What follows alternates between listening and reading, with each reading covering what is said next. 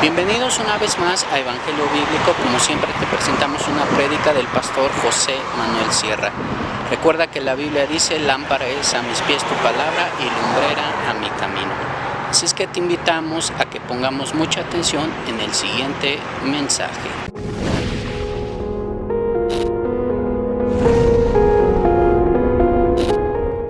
A nadie le gusta que lo lleven a un quirófano para que lo operen, pero a veces es necesario. A veces es de vida o muerte el que te operen. Y ha habido personas, he conocido personas que dijeron: no, yo no me opero. Por lo tanto, de vez en cuando el cuerpo se enferma, se deteriora o contrae alguna enfermedad y es necesario tomar medicinas. Y si las medicinas no te ayudan o no te ayudan del todo, pues a lo mejor el médico te va a proponer que pases por el quirófano. Y lo que a lo mejor 20 pastillas o inyecciones o jarabes o sabe Dios qué no te vinieron bien y no te sanaron y te curaron, pues puede ser que una simple operación te pueda extirpar y te pueda solucionar el problema para toda la vida, ¿vale? Todos conocemos personas que se quejan de ciertas y determinadas cosas que ocurren en la vida porque le echan la culpa a Dios y dicen, y no se cortan a la hora de decirlo: si Dios es tan bueno, ¿verdad? ¿Por qué está pasando esto o por qué pasó aquello otro? Y yo quiero decirles que la Biblia está llena, hermanos, créanme, de muchos casos donde Dios intervino de formas muy contundentes. Si quieren, arrancamos por el principio, por el libro del Génesis. ¿Quién echó, pregunto, quién expulsó del jardín del Edén a Adán y a Eva? ¿Por qué? Porque Dios estableció unas normas, unos principios.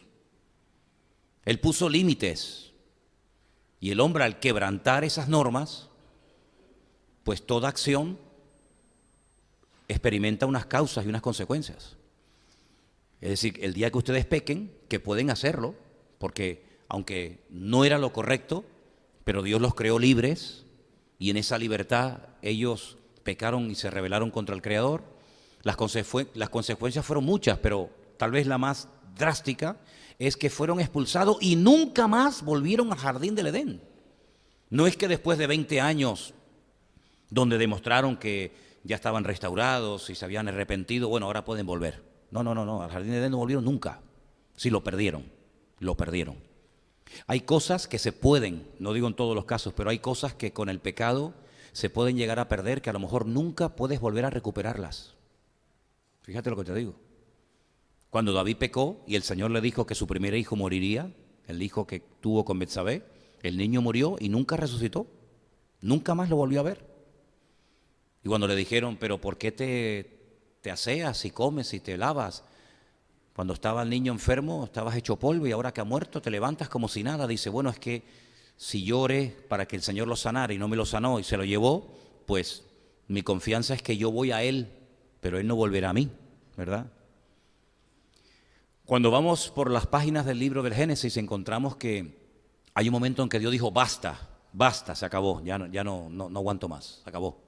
Y manda un diluvio donde murieron, si no millones, miles de personas. No había un lugar en el mundo donde el hombre pudiera escapar del diluvio. ¿Quién lo mandó? ¿Quién lo produjo? ¿Quién advirtió de que si seguían en esa línea de comportamiento iban a sufrir las consecuencias? Dios. ¿Piensan ustedes que el mundo rectificó, que el hombre reconoció que así no podían seguir? No, tiempo más tarde se ponen juntos otra vez y se unen para construir una torre que, según ellos, les va a llevar a la misma presencia de Dios, y una vez allí en la presencia de Dios ellos podrán presumir y decir: ¿te das cuenta?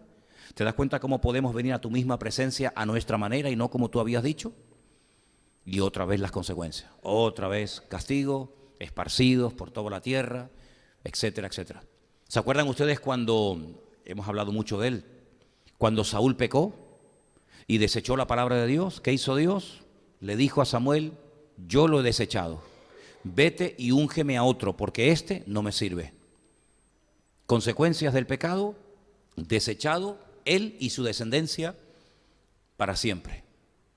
Volviendo un poco atrás, Moisés peca, consecuencia de su pecado, ahora no entras a la tierra prometida. Mira que quería, ahora no entras a la tierra prometida. Consecuencias del pecado cuando entran a la tierra prometida y van en pecado a una guerra, no van en la santidad debida a la situación, que hacen el ridículo y son vencidos por el enemigo en una pequeña población llamada Jai. Josué se rasga las vestiduras y él dice, pero ¿cómo es posible que el otro día al grande le ganamos y al chico perdemos? Y el Señor le dice, es que hay pecado en el pueblo. Hay pecado. Se ha abierto una brecha. Yo dije que no se podía hacer esto, alguien lo ha hecho, pero bueno, es uno dentro de un montón de miles o de millones de personas. Sí, pero ese uno ha traído una maldición al pueblo y hasta que eso no sea extirpado, hasta que eso no sea eliminado, no van a levantar cabeza. Claro, en medio de una multitud tan grande, ¿cómo va a saber Josué de tantos miles y miles y miles de soldados que tenía? ¿Cómo va a saber él quién fue exactamente el que pecó? Bueno, Dios sí lo sabía, ¿sí o no? Y le dijo, pasen mañana todos en fila, uno detrás de otro, y yo te voy a indicar quién es y qué familia y lo que tienes que hacer para empezar de cero. Y lo hizo el Señor. Fue destruido el templo de Jerusalén cuando el profeta Jeremías le decía, o se arrepienten o la ciudad va a ser quemada y el templo va a ser destruido y vais a ser llevados al cautiverio, ¿sí o no? ¿Quién le permitió a Nabucodonosor atacar y destruir el templo y la ciudad de Jerusalén? ¿Quién? Dios.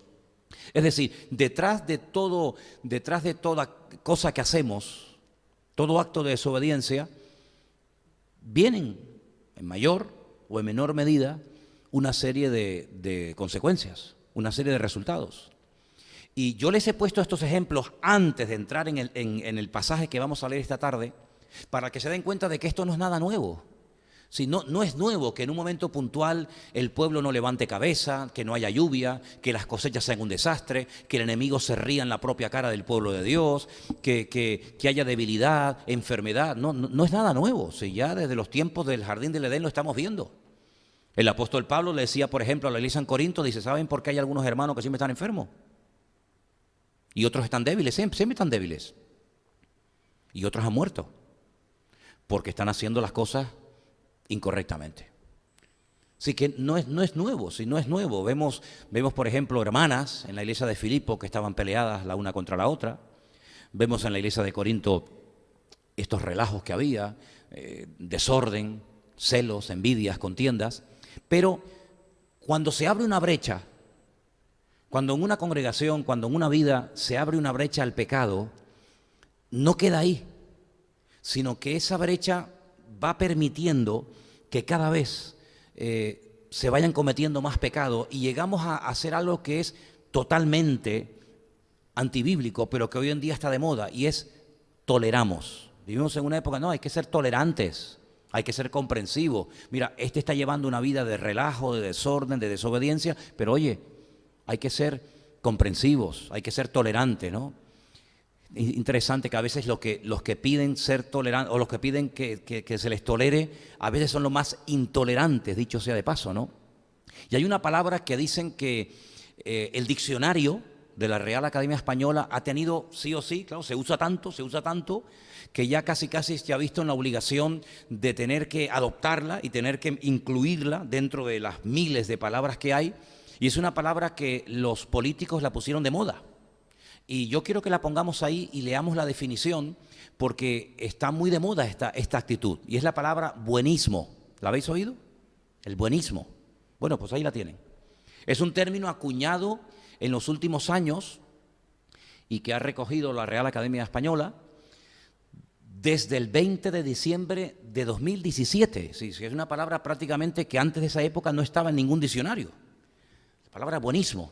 Y designa determinados esquemas de pensamiento y actuación social y política, como el multiculturalismo y la corrección política. Es decir, que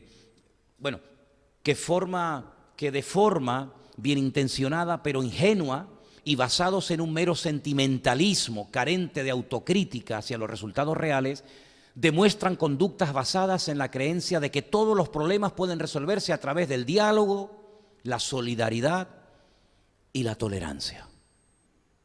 Eso de aplicar disciplina, de ser severos, de poner principios no relativos. Bueno, si sientes cumplir, pues lo haces, si no sientes, sino esos principios fijos e inamovibles de los cuales está lleno la Biblia, porque se habla mucho de tolerancia, se habla mucho de diálogo, se habla mucho de buenismo, todo esto, y derechos humanos, pero la Biblia es una declaración por escrito de la voluntad de Dios acerca de los deberes que el hombre tiene con Dios.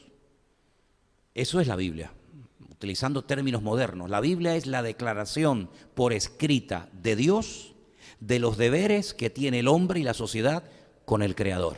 Que los cumpla o no, ese es otro tema, ya la puedes quitar si quieres. Entonces, ese buenismo, esa actitud de decir, bueno, hay que ser tolerante. No importa si está haciendo una barbaridad o está pecando o está haciendo algo que no es verdaderamente propio de la vida y de la conducta de un cristiano, pero bueno, hay que ser tolerantes, pues esa actitud no es bíblica. Es decir, Dios no es tolerante con el pecado, y si Él no lo es, ¿por qué lo voy a hacer yo? Dios le da una importancia tremenda, tremenda al pecado. Si el pecado no te permite demandar de Dios nada, sino que el pecado te expone ante consecuencias que se te van a escapar de tus manos. A veces pueden venir esos castigos en forma de diluvios, como hemos visto, o en forma de expulsión, o en forma de guerra. Sí, hay muchas formas como Dios puede actuar para corregir y para enseñar a un pueblo, a una nación, a una iglesia, a un ministerio, a una persona.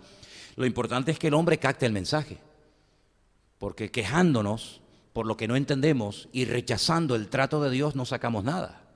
Entonces, en la iglesia de Corinto, como se dio lugar al desorden, como se dio lugar al pecado, pues ¿qué pasó? Que cada vez fueron cometiéndose y más pecado. Pero la iglesia llegó un momento en el que se adaptó a aceptar cosas que Dios no acepta ni permite como si fueran normales.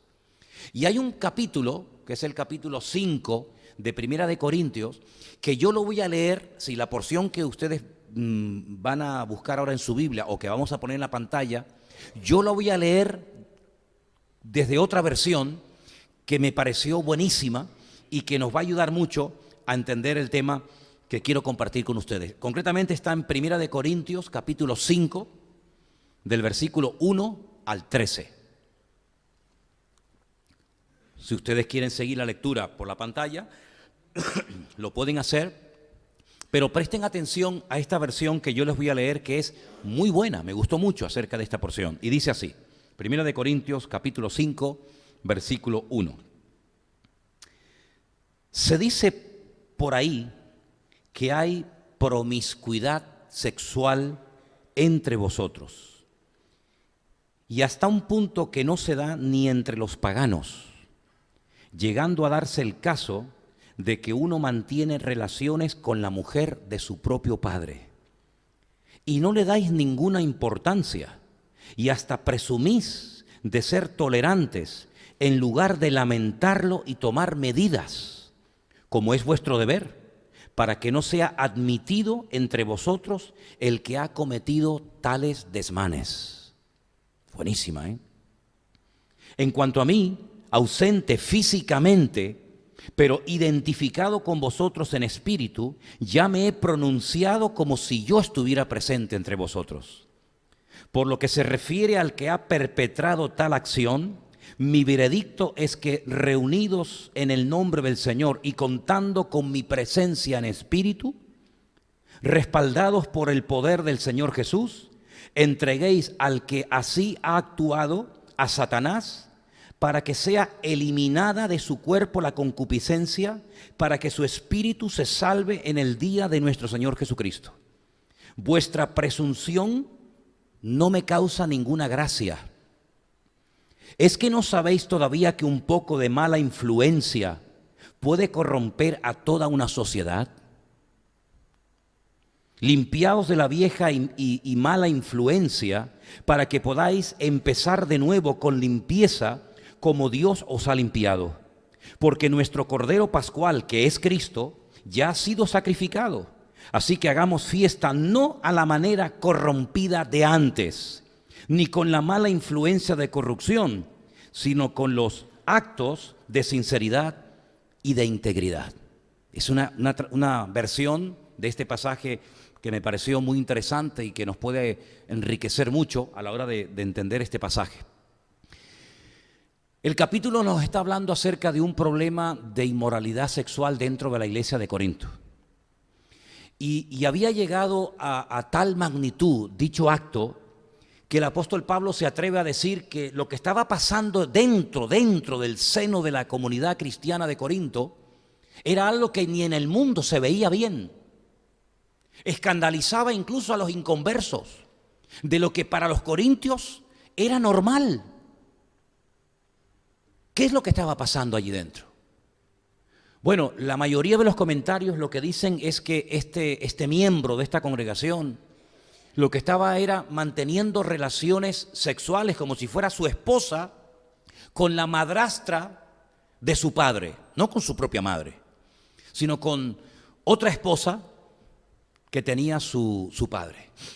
Y dice que eso en el mundo era una cosa impensable. Sí, mira que hay depravaciones, y mira que la iglesia de Corinto, la ciudad de Corinto era una ciudad depravada y con una promiscuidad sexual terrorífica. Dice, pero eso que ustedes han aceptado con una pasividad realmente escandalosa, dice que hasta en el mundo se ve mal.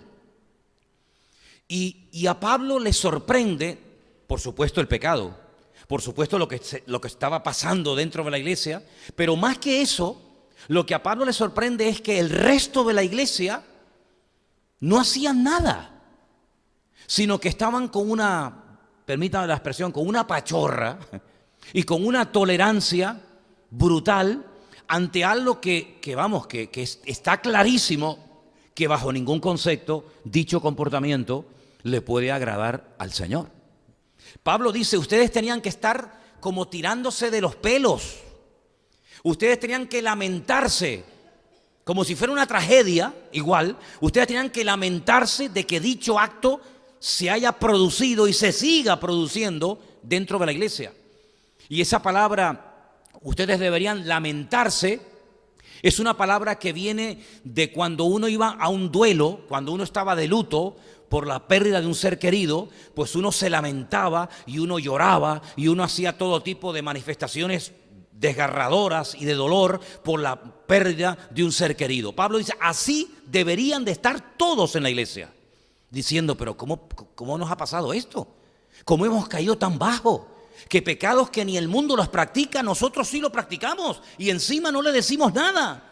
Y este hombre viene a la iglesia y se congrega y participa de la cena del Señor y habla y ora y opina y sabe Dios y hasta compartía la palabra. Pablo dice, esto tenía que ser algo que trajera una tristeza y un dolor a la iglesia terrible. Y veo que ustedes están sin ningún tipo de reacción opuesta a dicha actitud. Entonces Pablo se entera de este problema y entonces Pablo dice, miren hermanos, yo no estoy presente en este momento entre ustedes, pero les hablo como si estuviera en este momento entre ustedes, por lo menos espiritualmente estoy.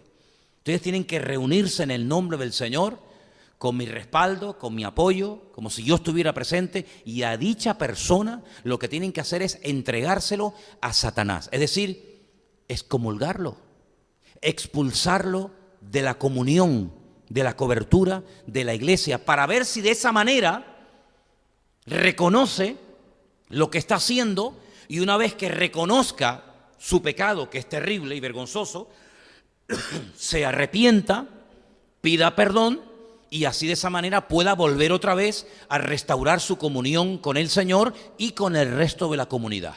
Así que eso es lo que ustedes tienen que hacer. Es decir, tú quieres vivir como un mundano. ¿Quién gobierna en el mundo? ¿Quién es el príncipe de la potestad del aire? ¿Quién es el príncipe del mundo? ¿El diablo? ¿Tú quieres vivir como un hijo del diablo? Porque esta no es la conducta de un hijo de Dios. Por lo tanto, si tú quieres vivir como uno que no conoce al Señor, es decir, como un hijo del diablo, como un hijo de desobediencia, otra expresión muy bonita que Pablo utiliza en otra epístola, pues lo que tienen que hacer es decir, si tú quieres vivir como un hijo del diablo, pues te vas con el diablo. Y así de esa manera se producirá en la iglesia, primeramente, una confrontación acerca de una realidad que lo que está haciendo es tirar por el suelo el testimonio de toda la congregación delante del mundo.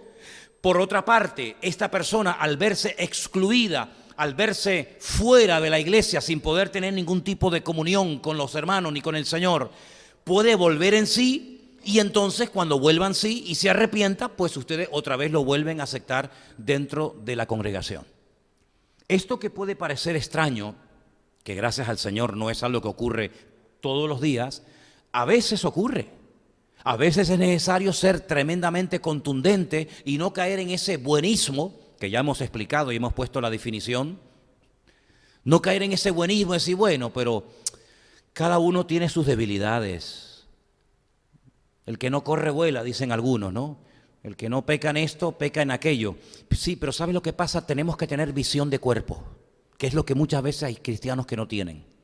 Tienen una visión pero muy pobre, una visión muy individualista, no tienen una visión de cuerpo.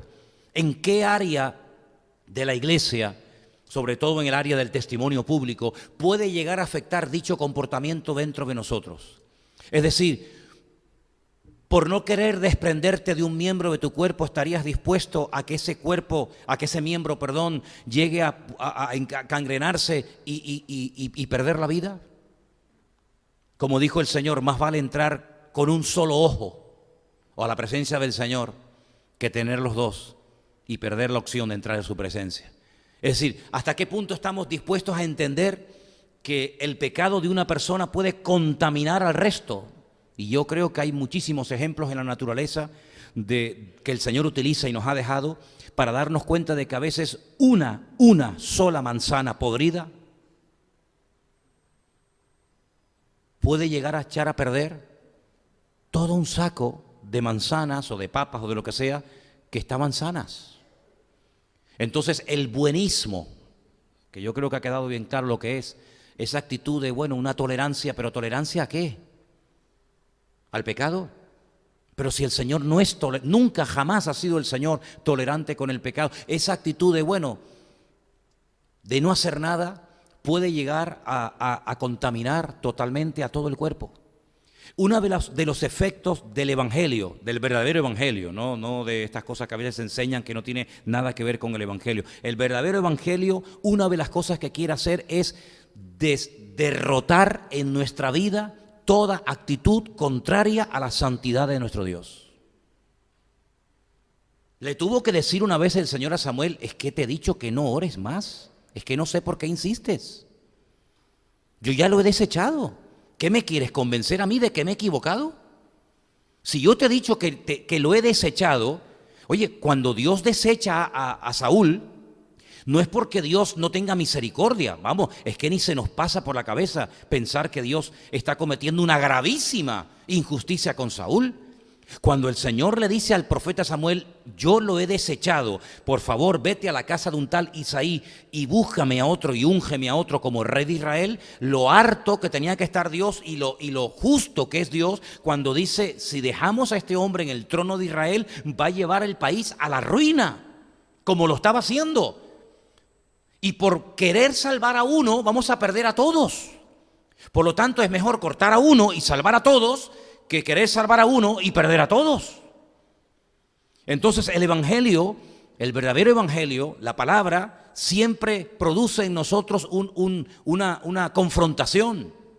Yo les he dicho en muchas ocasiones que hace años, muchos años, asistí a un retiro de pastores donde el que compartía ese día la palabra dijo una frase que yo en mi vida he podido olvidar, y es que lo he podido comprobar que es cierto, es así.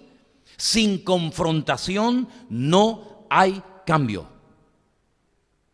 Si esperamos que algunas personas que llevan una vida de desorden, que llevan una vida de un cristianismo light, donde no hay compromiso, donde no hay crecimiento, donde no hay madurez, cambien con el tiempo, nos equivocamos, hermanos. No es así. No es así. A veces con el tiempo empeoramos en vez de mejorar.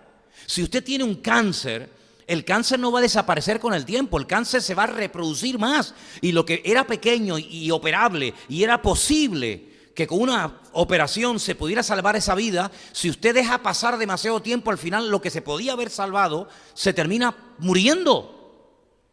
Y con el pecado no podemos ser tolerantes. Con el pecado tenemos que hacerle la guerra, porque no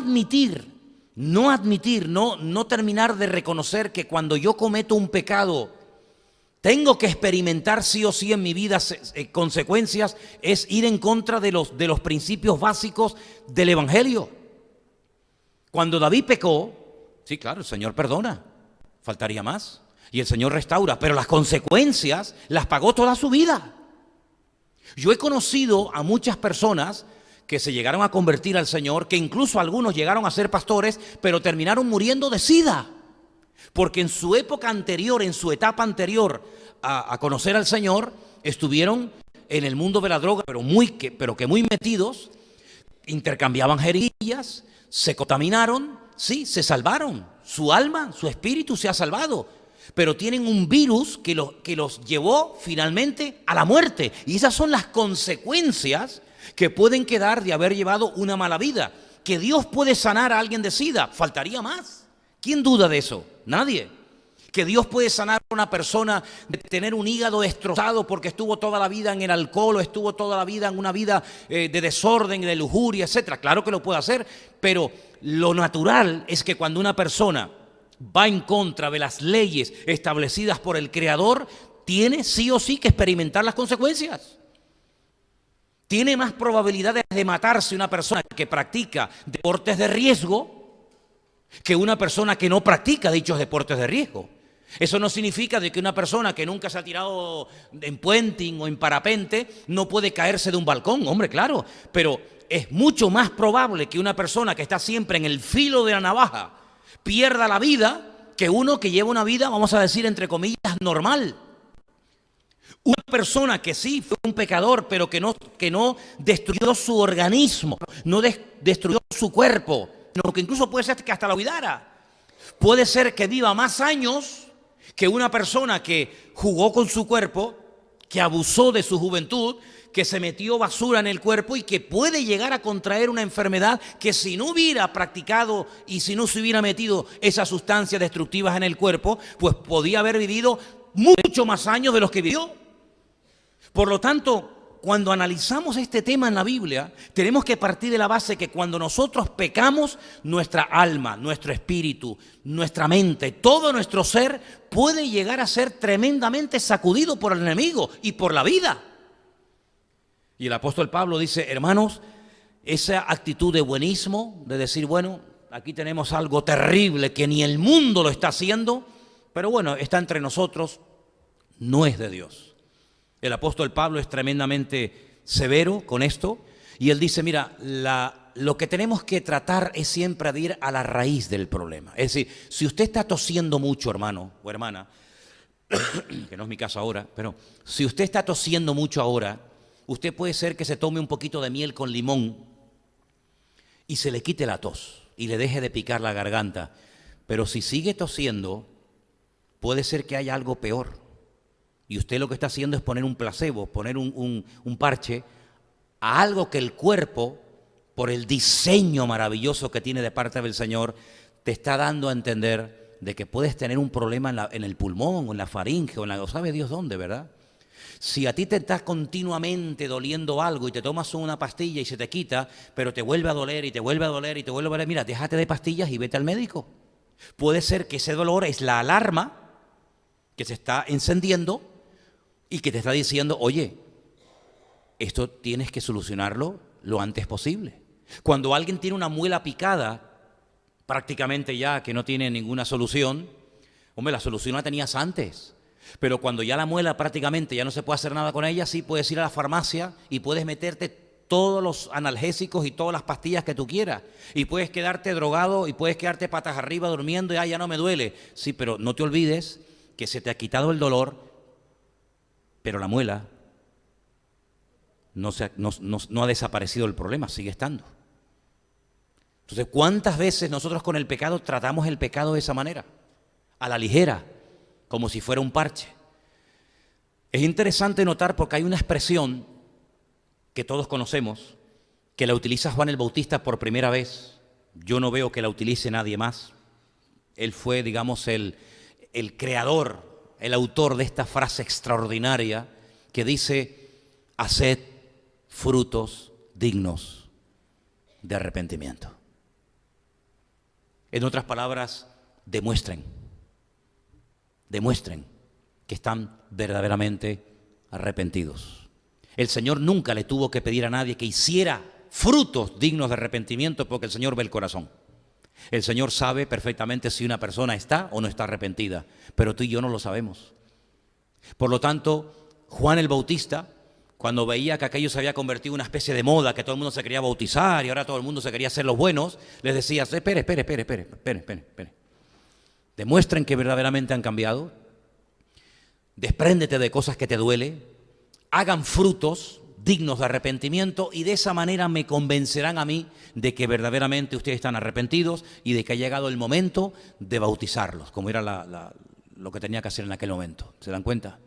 Por lo tanto, tenemos que entender que el Evangelio, que la verdadera relación con el Señor, una de las cosas que intenta hacer el Señor en nuestra vida es que reconozcamos nuestro fracaso personal. ¿Han oído hablar alguna vez de la Revolución Francesa, verdad? Es un periodo de la historia muy interesante.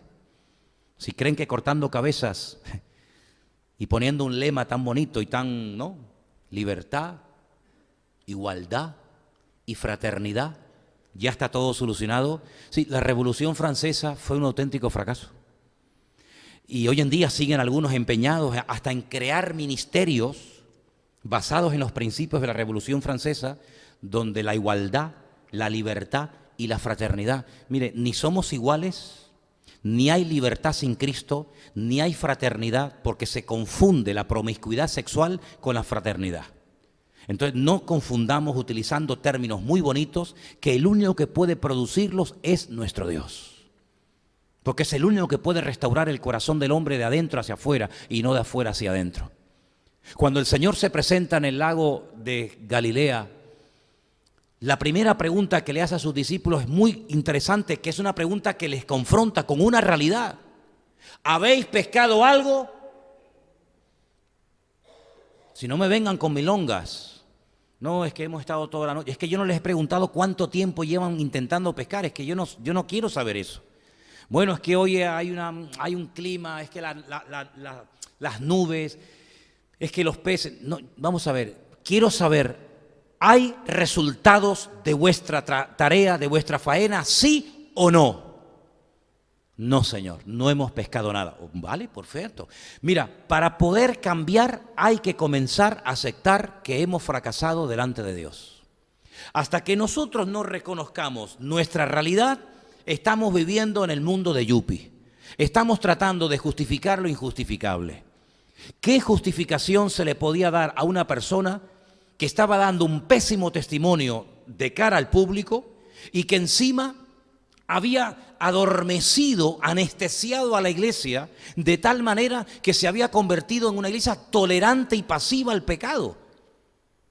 El apóstol Pablo es tremendamente contundente y dice: es que así este hombre no va a cambiar, porque este hombre se ha acostumbrado a mantener su vida de desorden, a romper su relación con Dios en cuanto a la santidad se refiere, pero sigue asistiendo a la iglesia. Sí, el problema de este fornicario, ¿verdad? El problema de este hombre no es que haya dejado de creer en Dios. Él sigue creyendo en Dios, pero está viviendo una vida paralela a la que Dios ha enseñado en los evangelios. Da la impresión que cuando Pablo confronta a la iglesia de Corinto, por lo menos la sensación que ahí me da, es que antes de Primera de Corintios, ellos habían recibido otra carta que no tenemos en la Biblia. ¿Y en qué me baso para decir esto? En lo siguiente. Porque Pablo hay un momento que le dice: hermano, mire, yo no les escribí, luego está haciendo referencia a lo que les había dicho, yo no les escribí que no se juntaran con fornicarios. Yo no les dije eso. Yo no les escribí diciéndoles que no se podían juntar con borrachos o con adúlteros. No, yo no les escribí eso. Vamos a leerlo. Vamos a ir a Primera de Corintios, por favor, para que veáis exactamente las palabras que el apóstol Pablo les dice a estos hermanos. Estamos en el capítulo 5, versículo 9. Tal vez podemos ponerlo ahí, por si alguien quiere seguir la lectura. Repito, 1 Corintios 5, del 9 en adelante. ¿Lo tienen, hermanos? De vez en cuando díganme algo para animarme. Gracias, hermano, le agradezco. Sí, yo me animo también. Bueno, ahí lo tenemos. Os he escrito por carta que no os juntéis con los fornicarios. No absolutamente con los fornicarios de este mundo, o con los avaros, o con los ladrones, con los idólatras. Dice, pues en tal caso, os sería necesario salir del mundo. Sí, vamos a parar un momento, para. Es decir, si no nos podemos juntar con ladrones, con fornicarios, con avaros, pues hombre, es que cuando abrimos esas puertas y salimos allá afuera, toda esa lista está allá afuera. ¿Sí? El que no es avaro es un ladrón, el que no es un mujeriego. Bueno, si te cuento anoche lo que pasó aquí en el barrio, ya es para echarse a correr, ¿no? En fin, aquí el que no corre vuela. Pablo dice, no, es que yo no les he dicho que no se pueden juntar con ladrones, con fornicarios, yo no les he dicho eso, Como que malinterpretaron al apóstol, ¿no? Dice el 11, yo lo que les escribí es que no os juntéis con ninguno que llamándose, dígalo fuerte, hermano. Eso es otra cosa, eso es otro tema. Que no os juntéis con ninguno que llamándose hermano fuere fornicario, avaro, idólatra, maldiciente, así que hable mal, que sea un borracho, ladrón, con el tal, ni aun comáis. Y eso es palabra de Dios. ¿Qué te parece, amigo? Eso es lo que está diciendo Pablo. Vamos a ver, no me malinterpreten. Yo no les he dicho a ustedes que no se junten con ladrones, con malicia, ¿no? Porque hasta el mismo Señor Jesucristo lo hacía. No fue a comer a casa de publicanos y no se dejaba a veces lavar los pies por personas que no tenían una reputación muy digna, que digamos. Es que estamos en el mundo todo el mundo comete uno, varios o muchos pecados. Pero si no nos acercamos a ellos para evangelizarlos, ¿cómo dejarán el pecado?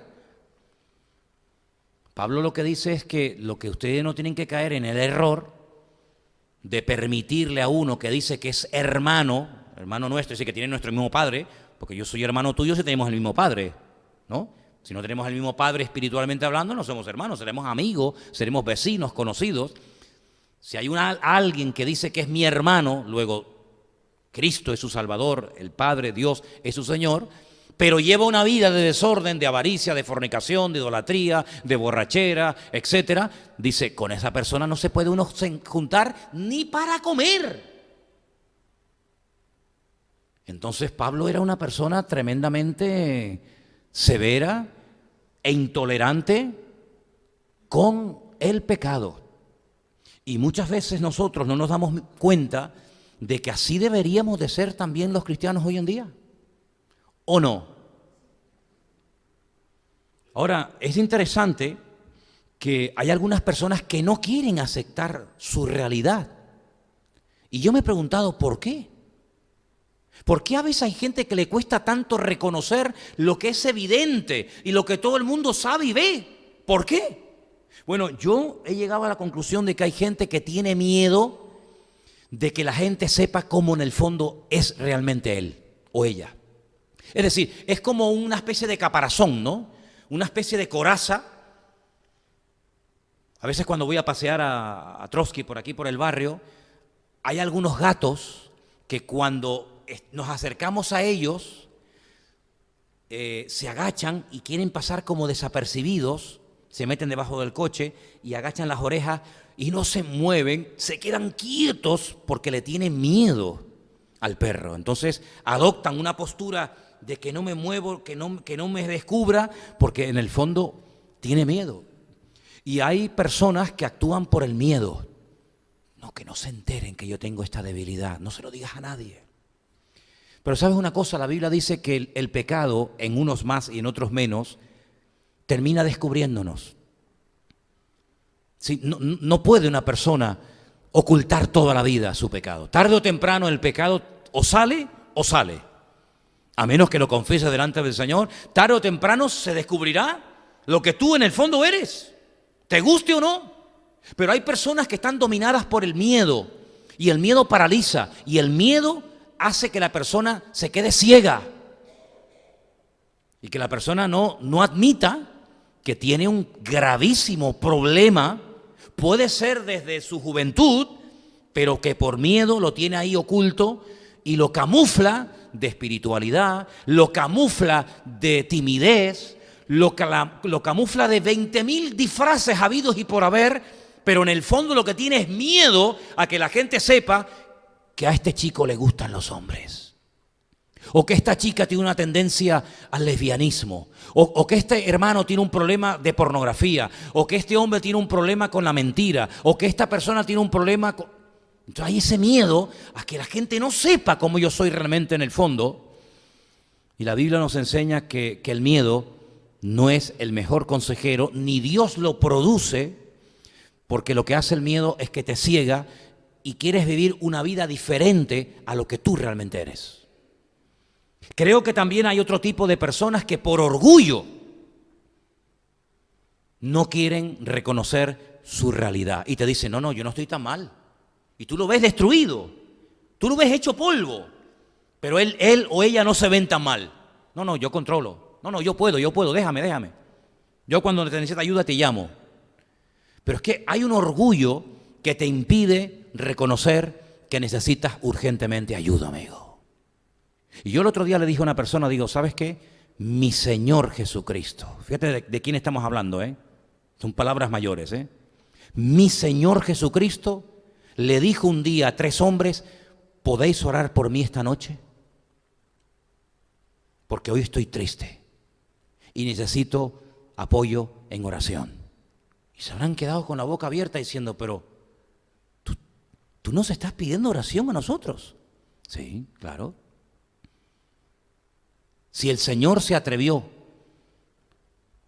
a pedir oración y no ocultó, ¿cómo estás? Bien, estoy muy bien. Sí, estoy bien. No, estoy triste, estoy mal. Tengo una lucha interior tremenda.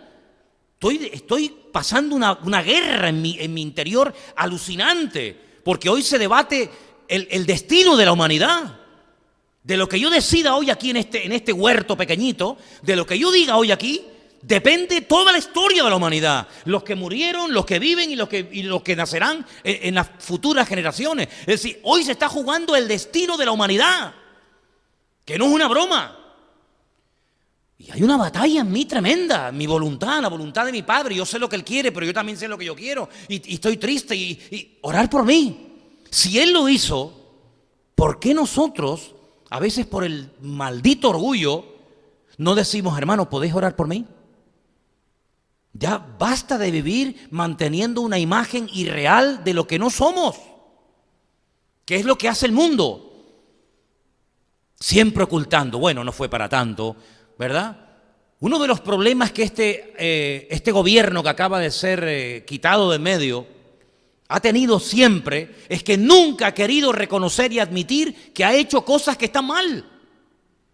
Y el pedir perdón es tan bíblico como el dar testimonio cuando Dios me bendice, ¿sí o no? Padre, he pecado contra el cielo y contra ti. Bueno, gloria a Dios, gloria a Dios. Claro, ya cuando viene la segunda parte, el padre lo interrumpe y dice, no, espera un momento. Tu parte es reconocer que has pecado, que has roto tu relación con Dios, por eso saliste de la casa mal. Y aquí hay algo muy interesante que descubrir de esta parábola. ¿Cómo se va de esta manera este muchacho? ¿Cómo pega un portazo? ¿Cómo tiene la desfachatez de pedirle la herencia al padre cuando el viejo aún está vivo? Pues porque no tenía relación con Dios. Y cuando no hay relación con Dios, tarde o temprano, pegamos coces, pegamos la pataleta, pegamos el portazo y la evidencia de que este muchacho estaba mal es que no tenía relación con Dios. Y hasta que su relación con Dios no sea restaurada, su vida no va a ser restaurada. He pecado contra el cielo y contra ti. Cuando se peca contra el cielo, siempre se peca contra alguien. Y cuando se peca contra alguien, siempre pecamos contra el cielo. No se puede separar una cosa de otra. No me puedo llevar bien con Dios y mal contigo. No me puedo llevar bien contigo y mal con Dios. Es inseparable. Si he pecado contra el cielo, también he pecado contra ti. Y si he pecado contra ti, también he pecado contra el cielo, porque el cielo me dice que tengo que honrar a mi padre y a mi madre. Por lo tanto, quiero empezar de cero. Pero no vengo con exigencias. Así que denme de comer, maten el becerro gordo, invita a la orquesta municipal y comienza a invitar a todo el mundo porque yo he venido a la casa. No, no viene con exigencias. Sino dice, mira, padre, como a un jornalero. Como a un jornalero. Claro, es que para entender esto hay que ponernos en la mentalidad de hace 2000 años. Un jornalero, un trabajador hoy en día tiene, a pesar de lo que ha pasado, pues ciertos y determinados derechos. Tiene un derecho a jubilación, tiene un derecho a paro, tiene un derecho a vacaciones, tiene que después los cumplan o no los empresarios, es otro tema, ¿no? Pero hoy en día un trabajador tiene una serie de derechos. ¿Pero qué derechos tenía un jornalero hace 2000 años? Eran esclavos. De sol a sol trabajaban, sin vacaciones, sin descanso, sin jubilación, sin paro, sin nada. ¿No se acuerdan cuando el Señor dice, a ver, díganme ustedes un hombre, díganme ustedes a alguien que cuando llega a la casa y viene el trabajador del campo reventado después de haber trabajado todo el día, le dice, bueno, vete tú primero a comer, dúchate y después cuando ya estés comido y aseado vienes y me pones de comer? No, aunque suene cruel, pero es que es la realidad la que está contando el Señor. La Biblia es un relato de realidades, no de ciencia ficción. No, tú primero me pones de comer a mí. No le preguntas, ¿ya comiste? No, yo primeramente como y me lavas los pies y recoges la mesa y lavas la loza y al final del día comes tú. Claro, uno dice, pero es que esto es una sociedad cruel. Es que así era la sociedad de los tiempos de la Biblia. Cruel, hermano, era cruel con los animales, con las mujeres, con los niños. Era una sociedad sin escrúpulos, y más los romanos. Ya los romanos, si tenían la desgracia de ser un esclavo de un romano, bueno, ya eso era la peor desgracia que te podía caer en la vida. Eso morías a palos y sin derecho. ¿A quién te vas a quejar? ¿A qué sindicato? A nadie. Y este muchacho viene y dice, hazme como uno de ellos, sin derechos ninguno, como a uno de tus jornaleros. Él está dispuesto a asumir que por consecuencia de su pecado, como consecuencia de su pecado contra el cielo y contra su padre, ya no puede recuperar la posición que ha perdido. Yo he perdido posición, yo he perdido prestigio, yo he perdido credibilidad delante de mi padre. Por lo tanto, ¿cómo voy a venir con exigencia? No tengo derecho a pedir nada. Entonces el padre, viendo una actitud tan increíble en él, le dice, no, para. Ahora yo sé lo que tengo que hacer. Y entonces ya el padre, pues en fin, todos conocemos que si la fiesta, que si el becerro gordo, que si el anillo, que si el vestido, que si los zapatos, ¿verdad? Pero fijaros la actitud con la que vuelve el hijo pródigo. Entonces muchas veces yo me pregunto, digo, ¿esta persona dejó el pecado o el pecado lo dejó a él? Porque no es lo mismo, ¿eh? Esta persona viene porque realmente ha reconocido que ha pecado contra Dios y contra los hermanos y contra el pueblo de Dios, o viene porque ya no tiene dónde caerse muerto y viene pidiendo y viene con exigencias. Es ahí donde tenemos que tener la madurez de darnos cuenta y decir, no, para el carro. Cristianos sí, pero tontos no. Vete. Le dijo una vez el Señor a una persona, ¿se acuerdan? Y le dice, una cosita, antes que te vayas, no peques más, ¿eh? ¿Qué te parece? Vete, sí, vete. Pero no peques más. Y a otro, al famoso paralítico de Betesda, le dijo algo más todavía. No peques más, para que no te venga una cosa peor encima. Y claro, uno analiza lo que tenía este hombre, que eran 38 años, botado como un perro en el estanque de Betesda, que él reconoce que no tiene opción alguna, no tiene ningún número de la papeleta, porque dice que claro, es que siempre van primeros que yo, siempre yo llego el último y no me toca. Dice el Señor, bueno, pues, ¿sabes una cosa? Pórtate como Dios manda, obedece, ponte en orden, retoma la santidad perdida, no sea que te venga una cosa peor encima. Y uno dice, ¿y hay algo peor que estar 38 años así? Pues el Señor siempre puede permitir algo peor o también puede permitir siempre algo mejor. Amén, hermanos. Entonces Pablo le dice a estos hermanos de Corinto, mira, este problema no se soluciona con el tiempo ni permitiendo más que este hombre viva aquí. Ahora, hay que ponerse en la época. Para entender la Biblia y ciertas expresiones y cosas, hay que ponernos en la época. La ciudad de Corinto era una ciudad depravada. Era una ciudad y era un mundo, el mundo del Imperio Romano era un mundo de desmadre total y absoluto. De hecho, el Imperio Romano se autodestruyó. Todo valía. Hombres con hombres, mujeres con mujeres, bisexuales, trisexuales, cuatrixexuales. Ahí valía absolutamente de todo. Vayan, por ejemplo, no sé, a un museo o vean las pinturas o vean, por ejemplo, los mosaicos que hay, por ejemplo, en lugares donde estuvieron los romanos o los griegos y se van a dar cuenta que aquello era un desmadre, hermano, total y absoluto, donde veías en aquellos mosaicos cómo era la vida de aquellos hombres y mujeres de aquella época y era un libertinaje. Claro, ¿por qué la Biblia? El otro día cuando les dije que leyeran el capítulo de Levítico, les dije, hermanos, léanlo, no te acostarás con tu suegra, no te acostarás con la mujer de tu padre. ¿Y por qué? Pero si son cosas lógicas, para ti son lógicas. ¿Cómo voy a acostar yo con mi suegra? Es que ni se me pasa por aquí. Con mi hermana. Sí, pero espérate, es que en aquellos tiempos, aquello era lo normal. Y acostarme con animales, y acostarme con niños, y acostarme con hombres y con mujeres todos juntos. Eso era lo normal. Y no se veía mal. No se veía mal. Y podías tener niños y hacer orgías con niños. Como había emperadores romanos que hacían eso y así terminaron.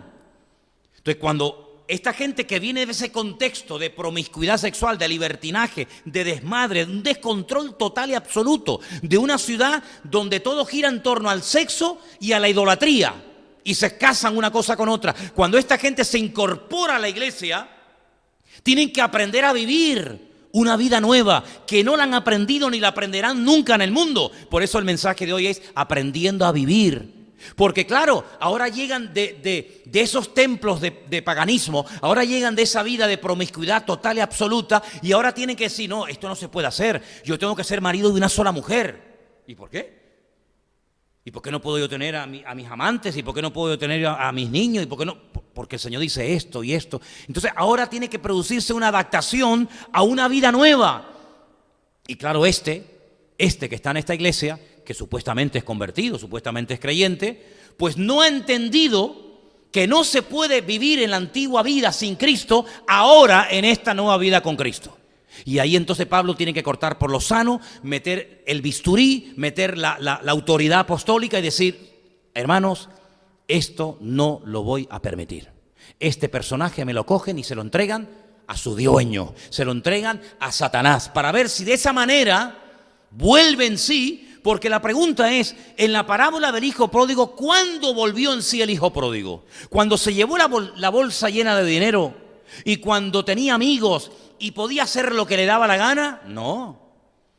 Cuando le faltó. Cuando llegó tan bajo que dice que anhelaba comer las algarrobas que comían los cerdos. Cuando se vio solo, enfermo, flaco, sin un duro. Cuando se vio en lo peor de lo peor, es el momento que utilizó el Señor para meterle el rayo de luz en la cabeza y que se diera cuenta diciendo, madre mía, lo que estoy haciendo con mi vida. Hermanos, hay gente que con la predicación del Evangelio el Señor le toca el corazón, entran en convicción de pecado, se arrepienten, le entregan su vida a Cristo y son fieles todos los días hasta que se mueren. Pero hay gente que no va así. Hay gente que hasta que no se rompe la cara 30 veces contra la pared, no reconocen y no admiten. Y están dando vueltas y vueltas y vueltas en círculo. Y no terminan de romper con hábitos que los llevan. Porque muchas veces cometemos el error de decir, esta persona tiene este problema. No. Yo le dije una vez a una persona, digo, mira, me decía, no, es que mi problema es el cigarrillo, me dijo una persona, ¿no? Digo, ¿qué va? Ese es el problema más pequeño que tú tienes. ¿En serio? Digo, claro. Tú tienes otros problemas, lo que pasa es que no se ven. Esto es lo que se ve. Esto es como cuando vemos un iceberg, ¿viste los iceberg, no? Enormes, sí, pero ¿sabes qué? Hay más debajo del agua que fuera del agua. Y tenemos a veces la tendencia en ese buenismo, en esa ingenuidad típica de muchos cristianos, de pensar que el problema de este muchacho es este, o el problema de esta hermana o este matrimonio es este. No, pero mira debajo del agua. Mira debajo del agua. Es como aquel árbol enorme. Saben que los árboles más grandes del mundo son las secoyas, son árboles gigantescos, enormes. Bueno, pues resulta de que en Estados Unidos, entre la frontera, allí entre Canadá y Estados Unidos, había una secoya gigantesca que había estado no sé cuántos siglos en pie y todo el mundo se sacaba fotografías, era el emblema del estado y todo el mundo presumía de no sé cuántos hombres tienen que rodear porque es un árbol gigantesco y no sé qué, no sé cuánto. Y había soportado vientos, huracanes, tormentas, rayos y ahí siempre estaba bien paradita la secoya hasta que una mañana se la encontraron tumbada en el camino. Y se quedaron los vecinos de la zona con la boca abierta porque dijeron, oye, pero si no hubo rayos, ni tormenta, ni vientos ayer, ¿cómo se cayó? Si estaba tan bonita, tan verde. Y comenzaron a estudiar y comenzaron a extraerle trozos al tronco y llegaron a la conclusión de que efectivamente no fue el viento, no fue un rayo lo que tumbó a la secoya gigante, sino fueron unos bichitos, unos insectos. Una especie de, ¿cómo se llama esto? De polilla de esto, ¿no? Que van comiendo y comiendo y comiendo y comiendo y comiendo la madera. Y sí, por fuera era una belleza, por fuera era espectacular, pero por dentro estaba podrida. Hacía muchos años. Hasta que llegó el momento y la tumbó. Lo que no superas hoy te conquista mañana. La realidad que no queremos admitir hoy se nos volverá aún más realidad mañana. Y lo que no superas en tu juventud te atrapará en tu tercera edad. No te olvides de eso. El pecado se agazapa, el pecado, Satanás es tremendamente astuto y es capaz de estar ahí esperando años y años y años. ¿Me entiendes? No es que ya me casé, sí, me casé, pero tú no has superado tu problema, querido. ¿Tú te crees que con el matrimonio lo arreglaste todo y tú sigues teniendo el mismo problema que tú tenías cuando tenías 18 años? ¿Y cuántas personas han caído de grande e hicieron de grandes lo que no hicieron de pequeños? Porque el pecado tiene un poder destructivo a corto y a largo plazo que si no lo controlas te termina controlando. Y la Biblia dice que el que peca es esclavo del pecado que comete. Y esta persona de la iglesia de Corinto entendió parte del evangelio, sabía el evangelio, se congregaba, no estamos hablando de un pagano, estaba dentro de la iglesia, formaba parte del círculo de los hermanos de la congregación, probablemente cantaría, participaba en la Santa Cena, pero Pablo dice, pero es que la conducta que lleva no es digna de ser llamado hermano nuestro. Por lo tanto, si no vive como un hermano nuestro, tiene que estar fuera de la cobertura de la iglesia. Es decir, el mundo no fue arrancado de su corazón, sino que estaba bien agarrado al mundo y tarde o temprano el mundo, pues, amigo, te descubre y sale a la luz. El pecado es como un cáncer que mata la santidad de la iglesia y de los creyentes. No es agradable, me imagino que no tuvo que ser nada agradable decirle a esta persona, mira, aquí por un tiempo no te puedes congregar, pues tu conducta no es digna de una iglesia, tienes que marcharte.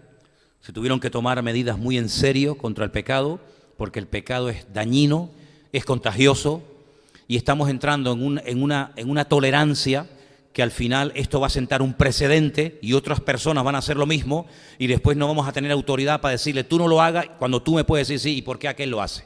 Me lo prohíbes a mí, pero se lo permites a aquel porque es el hijo del pastor o la hija de fulana o el hijo de mengano. Por lo tanto, Pablo es tremendamente contundente y dice, aquí el problema no se soluciona orando. ¿Por qué no dice, hermano, oren por este hermano para que deje de vivir con su madrastra y deje el pecado? No pide oración. No dice, bueno, quítenle la Santa Cena. Pónganlo en una silla aparte. No, es que hay situaciones que uno tiene que ser tremendamente contundente. Cuando se te pincha la rueda de un coche, la única forma de solucionar el problema es poniendo otra rueda o arreglando el parche, arreglando el pinchazo. No hay otra forma. Voy a echarle un poquito de agua al coche, que hace tiempo que no le echo. Voy a echarle un poquito de aceite. Pero es que el problema no está en el agua ni en el aceite, mijo. El problema está que tienes la goma picada y como sigas circulando la vas a reventar y te vas a quedar sin goma. Y lo que podías haber arreglado con un parchecito, Al final vas a tener que tirar a la basura. Entonces tenemos que tomarnos en serio todo esto, porque la Biblia habla muy claramente acerca del fracaso personal del hombre. El hombre ha fracasado en todos sus intentos. El hombre puede estar cargado de muy buenas intenciones, puede tener muy buenos planes, sueños y proyectos, pero la Biblia nos enseña que cuando el hombre peca, las consecuencias que le vienen a su vida a corto y a largo plazo, amigo, son tremendas. Son tremendas. Y prueba de ello que todos nosotros, a pesar de que nos hemos convertido, y a pesar de que, bueno, como en mi caso y en otros casos, nos dedicamos a servir al Señor y a predicar su palabra, vamos a morir. Y uno dice, bueno, ¿y por qué la conversión no anula el poder de la muerte? Porque la Biblia dice que la muerte es la consecuencia directa del pecado sobre la parte física del hombre. Por lo tanto, hay consecuencias de que ni la conversión anulan. Fíjate lo que te digo. Porque moriremos, claro, sabemos que tenemos vida eterna, sabemos que estaremos por la eternidad en la presencia del Señor, gloria a Dios, amén hermano, pero la consecuencia del pecado es la muerte, y tarde o temprano, a menos que el Señor nos lleve en vida, todos moriremos. Luego hay consecuencias que sí o sí se van a producir, incluso siendo cristiano. Imagínate no siéndolo, imagínate desobedeciendo al Señor. Por eso el orden, la santidad, la obediencia, la fidelidad, el sometimiento a la palabra de Dios son cosas fundamentales, no son opcionales. Bueno, mira, yo tengo un coche y si quiero le pongo una pita que suene más o suena menos. Bueno, da igual. Tengo una bicicleta y le puedo poner luz delantera o solamente le pongo la de atrás. Bueno, son cosas opcionales, pero es que hay cosas en nuestra vida cristiana que no son opcionales, no son propuestas. Bueno, si quieren, oren un poquito más, Si quieren, lean un poquito más la Biblia. Si quieren, congréguense. Si sienten, sirvan a... No. Hay cosas que son fundamentales, son pilares inamovibles de la vida de un cristiano. Y si esos pilares se tambalean o no existen, amigo, quedas totalmente a la deriva. Por eso este caso de la iglesia de Corinto, que gracias al Señor yo no conozco a nadie en ninguna congregación que se haya producido este tipo de pecado, pero te muestra el Señor a través de la pluma de Pablo, a través de su testimonio, te muestra cómo tratar con ciertas y determinadas situaciones que se pueden dar en el seno de la congregación, se pueden dar dentro de cualquier iglesia. ¿Por qué no? No estamos exentos de estas cosas. Lo que sí tenemos que tener claro es que cuando se actúa de una manera, cuando el Señor actúa tan contundentemente, no es porque su ira anule su justicia. No, es al revés. Es que Dios es tan justo, que si no actuara de esa manera, actuaría de una forma injusta. ¿Cómo se va a soltar al culpable y meter en la cárcel al inocente? Esa es la justicia humana. Esa es la forma del mundo. Has cometido un delito, pero si pagas tanto sales y no cumples condena. Bueno, pero ¿tú te crees que en la eternidad gente podrá decirle al Señor, yo sé que merezco el infierno, yo no creí en ti, yo blasfemé de tu nombre, yo rechacé el evangelio, pero te puedo ofrecer tal cantidad de dinero o te puedo ofrecer tal cosa? Y el Señor dice, bueno, mira, pues vale, podemos llegar a un acuerdo. No, esa es la justicia podrida del hombre. La justicia que lamentablemente no es justicia, sino más bien es todo lo contrario. La justicia divina está basada no en sentimientos, ni en emociones, ni en buenismo, sino que está basada en la esencia de Dios. La Biblia es el reflejo de la esencia del carácter de Dios. Por eso los mandamientos del Señor dicen que no son gravosos. Claro, son gravosos, son pesados, son duros para el que no conoce a Dios. ¿O tú te crees que yo estoy más contento con Dios cuando me bendice que cuando me corrige? Realmente debería ser al revés. Deberíamos estar más agradecidos cuando nos corrige que cuando nos bendice. ¿O amamos más a nuestros padres por los regalos que nos dan o por ser nuestros padres? El otro día escuché algo muy interesante. Quiero ir terminando. Voy a ver si lo puedo contar como lo escuché. Un hombre llegó al aeropuerto a coger el avión que tenía que coger y se le escapó el vuelo. Y comenzó a quejarse y comenzó a decir todo tipo de barbaridades, utilizando incluso malas palabras, porque había perdido el vuelo que él tenía que coger. Al rato se le acerca una persona y le dice: ¿pero qué le pasa, hombre? Lo veo hecho polvo. Es que perdí el vuelo y yo no sé cuándo podré coger otro vuelo para ir a mi casa. Y le dice: hombre, pero usted tiene que estar tremendamente agradecido. ¿No ha oído lo que ha pasado? Dice: no, ¿qué pasó? El vuelo se cayó. No me diga. Se cayó. Murieron 275 personas. No se salvó nadie. Y el hombre comienza: gracias, Dios mío, gracias, Señor, gracias que me salvé, gloria a tu nombre, gracias, Dios mío. Y le dice este hombre: es mentira, es mentira. El vuelo no se cayó ni murió nadie. Lo que es una vergüenza que le haya producido la muerte de 275 personas alegría, cuando debería estar alegre, aunque no se haya muerto nadie, sino simplemente por tener vida. Es decir, nos alegramos porque otros murieron y yo no morí. Es decir, la desgracia de otros es mi alegría. Hasta ese punto hemos llegado los seres humanos. Ay, no me tocó. Murió todo el barrio, a mí no me tocó. El apóstol Pablo dice a los Corintios: esa actitud tiene que ser desterrada de la iglesia. Ese conformismo, decir: bueno, yo no estoy en pecado, yo no estoy en desorden, yo no estoy dando un mal testimonio, la mala vida la está llevando otro. Cuando Pablo dice vergüenza y lamentarse, toda la iglesia tenía que estar.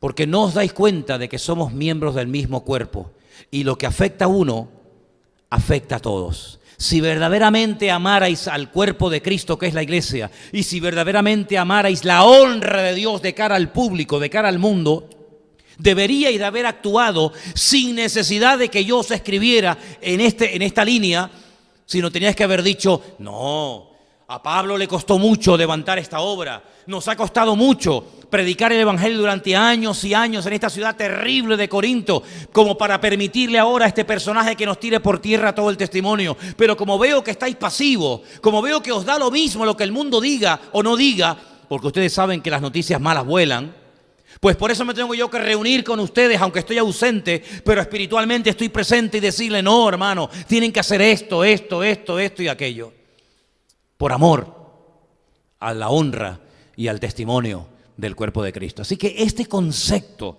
del trato de Dios y de la justicia divina lo tenemos que tener tan claro que ni se nos pasa por la mente ni en ningún instante de nuestra vida que es algo injusto lo que Dios puede hacer con nosotros, porque Dios es imposible que nos pueda tratar injustamente. ¿Por qué? Porque Dios es justo de principio a fin. ¿Cuántos dicen amén?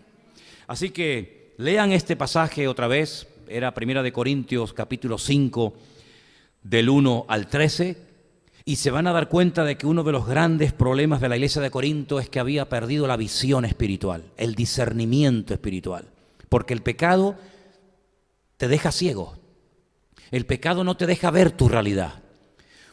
Echas la culpa a los demás, echas la culpa al mundo, a la iglesia, a Dios, al diablo, a los hermanos, a los padres, al pastor, a los jóvenes, a los niños. El pecado es algo tan terrible, hermanos. Es una lepra, es comparado en la Biblia con la lepra, que te va deteriorando tus pensamientos, tus emociones, tus recuerdos, tu mente. Y te das cuenta de que a veces hay personas que están totalmente ciegas, como esas personas que están muriendo de cáncer y tienen aquí un tubo para poder respirar y aún piden otro cigarrillo más. Y tú dices: oye, como le dijo aquel en la cruz, ni estando, oye, es que de verdad es increíble, ni estando en la misma condenación, que te quedan 2 minutos de vida, ni estando a punto de morir, aflojas, te estás burlando y sabes que dentro de 2 minutos te tienes que presentar delante de la eternidad. Pues esa es la vida del corazón del hombre no arrepentido, el hombre que es capaz de burlarse de Dios hasta en el mismo lecho de la muerte. Espero que a nosotros jamás de los jamases nos pase semejante actitud, pero esto lo podemos evitar manteniéndonos en santidad y en sintonía con el Señor. De tal manera que no solamente dejo el pecado, no, es que aborrezco, me da asco, como dice Pablo, de lo que hacen en el mundo, ni lo mencionen como conviene a santos. Eso entre vosotros ni hablar de eso, porque las malas conversaciones, como dije el domingo, ¿qué? Corrompen las buenas costumbres. Vamos a orar en esta noche, hermanos. Vamos a orar. Vamos a pedirle al Señor que nunca en la vida esa levadura destructiva llamada pecado encuentre masa, encuentre carne en nosotros, que pueda leudar, porque un poco de levadura, dice la Biblia, leuda toda la masa.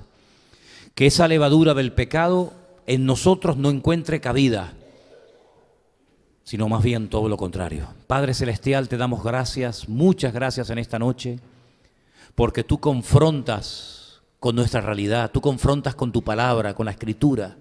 Y queremos en esta noche pedirte que nos confrontes para que nunca nos hagamos tolerantes ante lo que tú no toleras, para que no nos convirtamos en esas personas con esa actitud que creemos que nosotros lo haríamos mejor que tú.